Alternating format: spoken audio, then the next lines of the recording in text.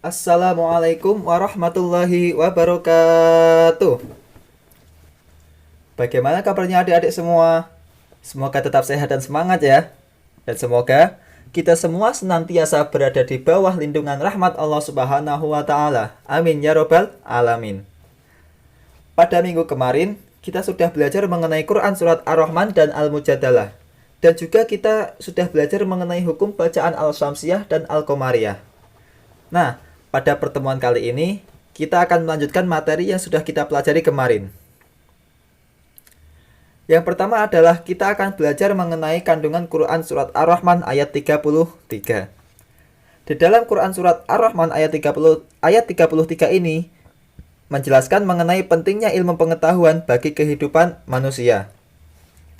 Manusia itu sudah diberi potensi oleh Allah Subhanahu wa taala berupa akal. Nah, akal ini harus terus diasah dan juga diberdayakan. Bagaimana cara mengasah dan memberdayakannya? Yaitu dengan cara belajar dan juga berkarya. Dengan belajar, manusia bisa mendapatkan ilmu dan wawasan yang baru. Dan dengan ilmu, manusia dapat berkarya untuk kehidupan yang lebih baik. Nabi Muhammad SAW bersabda, "Thalabul ilmi faridatun ala kulli muslimin." Menuntut ilmu adalah wajib bagi setiap muslim, baik laki-laki maupun perempuan. Berbicara mengenai tentang pentingnya menuntut ilmu, Imam Syafi'i dalam kitab Diwan juga menegaskan, "Man aradad dunya fa'alaihi bil ilmi, wa man aradal akhirah fa'alaihi bil ilmi." Yang artinya, man aradad dunya, barang siapa menghendaki dunia, fa'alaihi bil ilmi, maka harus dengan ilmu. Wa man aradal akhirah, dan barang siapa yang menghendaki akhirat, fa'alaihi bil ilmi, maka harus dengan ilmu juga. Nah, nasihat Imam Syafi'i ini mengisyaratkan kepada kita bahwa kemudahan dan kesuksesan hidup baik di dunia maupun di akhirat dapat dicapai oleh manusia melalui ilmu pengetahuan.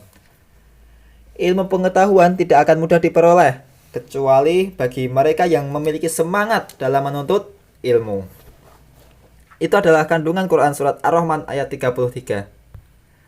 Sekarang kita akan mempelajari mengenai kandungan Quran surat Al-Mujadalah ayat 11. Di dalam Quran surat Al-Mujadalah ayat 11 ini menjelaskan bahwa orang yang beriman dan berilmu akan diangkat derajatnya oleh Allah Subhanahu wa taala. Nah, kenapa orang yang beriman dan berilmu akan diangkat derajatnya? Karena orang yang beriman dan memiliki ilmu pengetahuan luas akan dihormati oleh orang lain, diberi kepercayaan untuk mengendalikan atau mengelola apa saja yang terjadi di dalam kehidupan ini. Ini artinya, tingkatan orang yang beriman dan berilmu itu lebih tinggi dibanding orang yang tidak memiliki ilmu. Contoh saja, ketika kita melamar pekerjaan, nah, yang dicari dulu apa? Orang yang berilmu atau orang yang tidak berilmu? Pasti yang dibutuhkan adalah orang yang berilmu. Nah, itu salah satu contoh bahwa orang yang berilmu akan diangkat derajatnya oleh Allah Subhanahu wa taala. Akan tetapi, perlu diingat bahwa orang yang beriman tetapi tidak berilmu, dia akan lemah. Oleh karena itu, keimanan seseorang yang tidak didasari atas ilmu pengetahuan tidak akan kuat. Begitu juga sebaliknya. Orang yang berilmu tetapi tidak beriman, ia akan tersesat karena ilmu yang dimiliki bisa jadi tidak untuk kebaikan sesama. Ada pepatah yang mengatakan, ilmu tanpa iman itu adalah sama saja dengan sombong, dan iman tanpa ilmu sama dengan bohong. Ada pepatah yang mengatakan seperti itu. Ilmu tanpa iman sombong, dan iman tanpa ilmu itu sama aja bohong. Mari kita lanjutkan materi yang selanjutnya, yaitu tentang perilaku orang yang cinta ilmu pengetahuan. Kalau kalian mencintai ilmu pengetahuan, ini adalah beberapa sikap dan perilaku terpuji yang dapat diterapkan sebagai penghayatan dan juga pengamalan Quran surat Ar-Rahman ayat 33 dalam kehidupan sehari-hari. Yang pertama adalah, orang yang cinta ilmu pengetahuan, pasti dia senang membaca buku-buku pengetahuan. Karena apa? Dengan membaca buku-buku ilmu pengetahuan, dia itu membuktikan bahwa dia itu cinta dengan ilmu pengetahuan. Selanjutnya adalah orang yang cinta ilmu pengetahuan pasti selalu ingin mencari tahu tentang alam semesta, baik di langit maupun di bumi, dengan terus menelaahnya.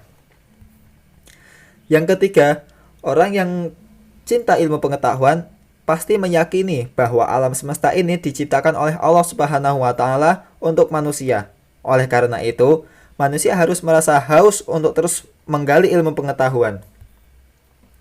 Yang keempat adalah jika orang itu benar-benar mencintai ilmu pengetahuan, pasti dia akan rendah hati atas kesuksesan yang diraihnya dan tidak merasa rendah diri dan malu terhadap kegagalan yang dialaminya. Orang semakin berilmu pasti akan semakin rendah hati. Contoh saja tanaman padi. Padi pas pertama ditanam, dia pasti akan menjulang ke atas.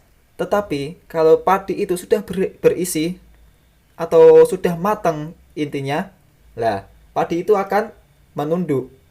Itu adalah salah satu contoh bahwa orang yang semakin berilmu, dia akan semakin rendah hati atas kesuksesan yang diraihnya. Selanjutnya adalah sikap dan perilaku terpuji yang dapat diterapkan sebagai penghayatan dan pengamalan Quran Surat Al-Mujadalah ayat 11 dalam kehidupan sehari-hari. Yang pertama adalah memiliki rasa ingin tahu yang tinggi dan berusaha untuk mendapatkan pengetahuan tersebut.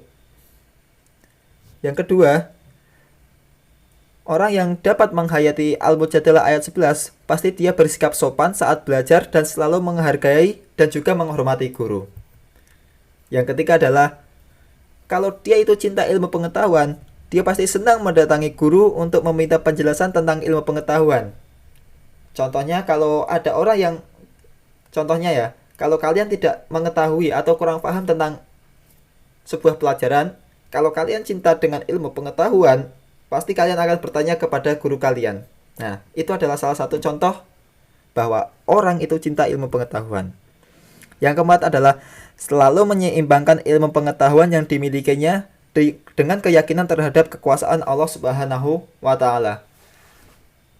Seperti yang sudah saya katakan tadi, iman dan juga ilmu itu harus selalu berjalan beriringan. Karena apa? Iman tanpa adanya ilmu itu sama aja bohong, dan ilmu tanpa iman itu sama aja sombong.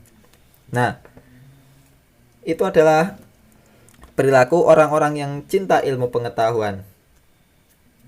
Oke, selanjutnya saya ingin memberi kalian sebuah tugas. Nah, jadi tugasnya itu tidak tulis tangan ataupun diketik. Kalian cukup main game saja. Nah, caranya bagaimana?